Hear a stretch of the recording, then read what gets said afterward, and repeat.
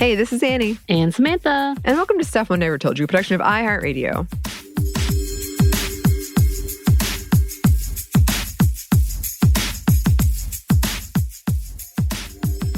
And today it is time for another segment of Fictional Women Around the World, Halloween edition. Halloween. Ooh, yes. This one is on a character from one of my very favorite franchises of all time, Silent Hill. We're talking about Heather Mason from Silent Hill 3, and buckle in because this one is going to be just so confusing, which I think is fun. Silent Hill is confusing. I don't understand. Keep going. Let's go. You've seen some of the movies, right, Samantha? Yes. I've seen the first movie. One movie. All right. Yes. Which the movie was also confusing. So yes. All right, here we go. I did want to put in some quick notes in the beginning here. This one is like, I'm not going to go too in depth, but they're kind of disturbing. Cool. So just to put that out there, there's some talk about potential miscarriages, cults, gods, evil gods. Also, if you played DDR as a kid, Silent Hill 3 did have a DDR song, and I was an expert at it. And I'm sure if I did it again today, I would continue to nail it. And in fact, at an event you had a couple of years ago, Samantha. Me? Yes, there was a DDR game there, and me and my friend Katie, we did this song from Silent Hill 3. And we did not nail it, but we at one time did. Also, we just talked about the Konami code in our Spoiled Saturdays on Fear Street. Silent Hill 3 has the opening menu. If you enter the Konami code, you can get some extras. But it does do a very sexual sound when you put it in. Just put that out there.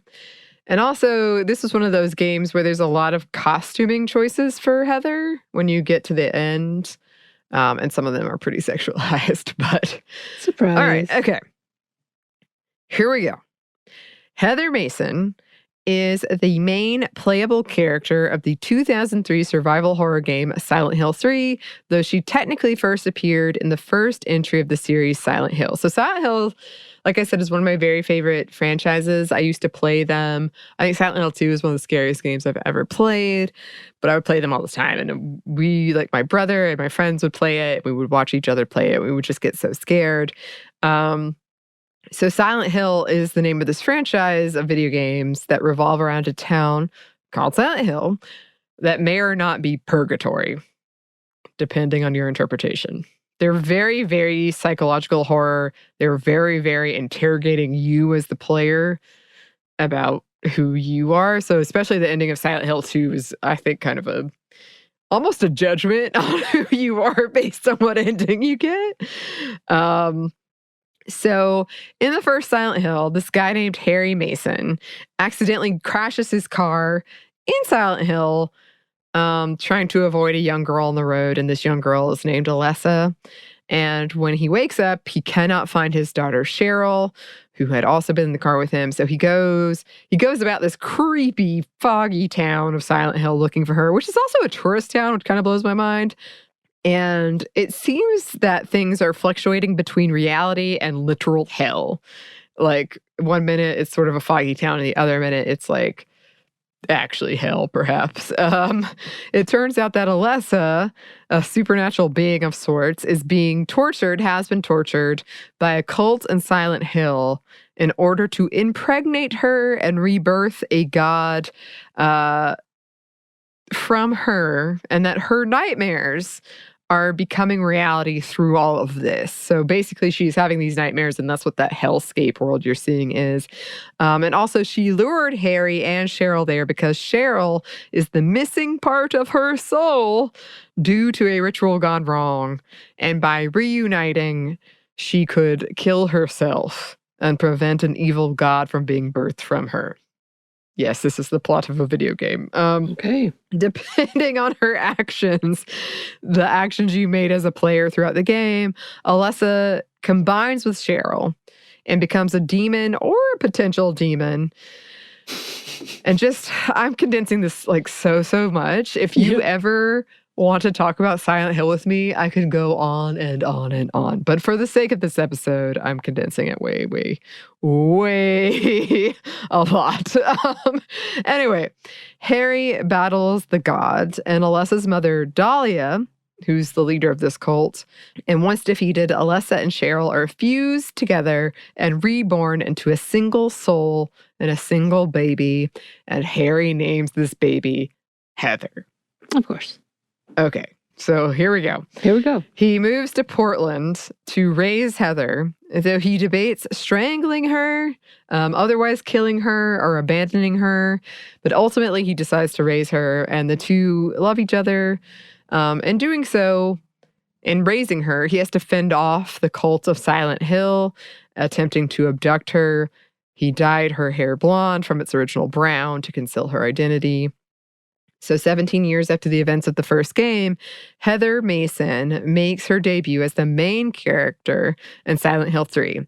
She's a teenager in this gray hoodie with cut-off sleeves, an army green miniskirt, and she's got these boots, and she's got this like short blonde hair hanging out of her hoodie, and she's hanging out at the mall, of course. Of course. Malls are never good in horror movies or horror games, and strange things start to happen.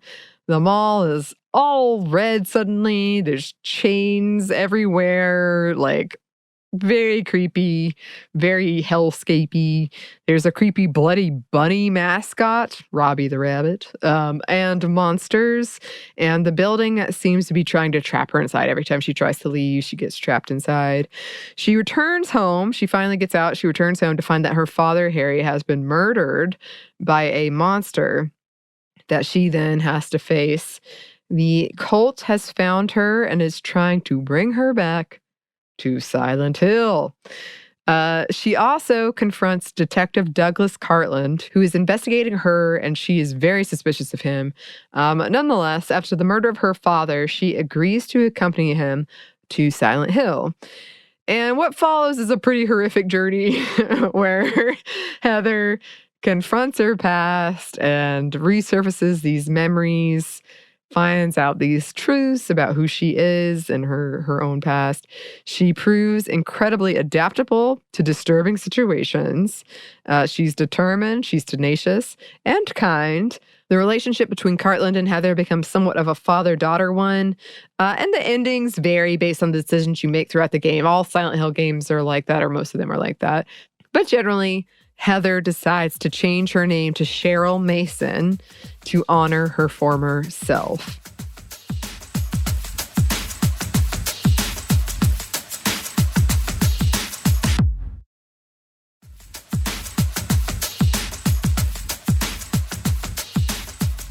And this game was pretty popular. This character has appeared in movies and also a few other games. She's pretty blunt, capable, quick to anger, snarky, sarcastic. A lot of things that are often attributed to teenagers, which I think was very purposeful. The whole, is it a monster or adolescence trope, especially at the end, because there's one ending where you're like, oh God, is she a monster or is she just being like a teenager? I can't tell. She's a big fan of classical literature. There's this whole, there are riddles in the game, and you can set their difficulty, and there's one that's all about Shakespeare and the acts in there, and it's so difficult. Oh my gosh. She's anti-religious and or atheist. She's got a lot of trauma. She's very independent. She's brave. She doesn't really get scared. Like the part in the mall in the beginning, she's just kind of like rolling with the punches. Like, okay. And she does have so many costumes that you can find. Of note, her main costume, while feminine, isn't really sexualized. A lot of these costumes are, but her main one isn't. And a lot of people write about that when they write up about her, because she is someone who comes up as like one of the best women in survival horror characters you can play. The ending is like, Okay, so she vomits up a fetus What? and has to kill it. Okay. Yeah. So that's pretty gruesome. Her ending depends on what you did throughout the game, as I said. But she generally like plays a prank on Douglas, and it's implied that they're gonna be okay. There's also the possess ending where she kills Douglas / Cartland, and the UFO ending where Harry's alive and commands aliens to destroy Silent Hill. So every Silent Hill game has the ending where the aliens come in and destroy Silent Hill, pretty much, or the dog did it, or whatever. They have their like funny ending. The dog did it. Silent Hill 2, the dog ending. Yep. Yeah, and I really liked Heather when I played her, because she feels to me like she's a pretty good rendering of a teenager. She's feminine, but not too feminine. She doesn't look like, she kind of looks worn out and tired all the time, which I think they did on purpose. But she's funny and snarky, and she just really gets things done. She's like, no, I'm gonna go do this. And her story is revenge based, a lot of it, but then it becomes almost empathetic to her past self and to the sort of sister, Claudia, of her past self. So I really like it. I think the Silent Hill games, especially the first 3, have a lot of interesting things to say.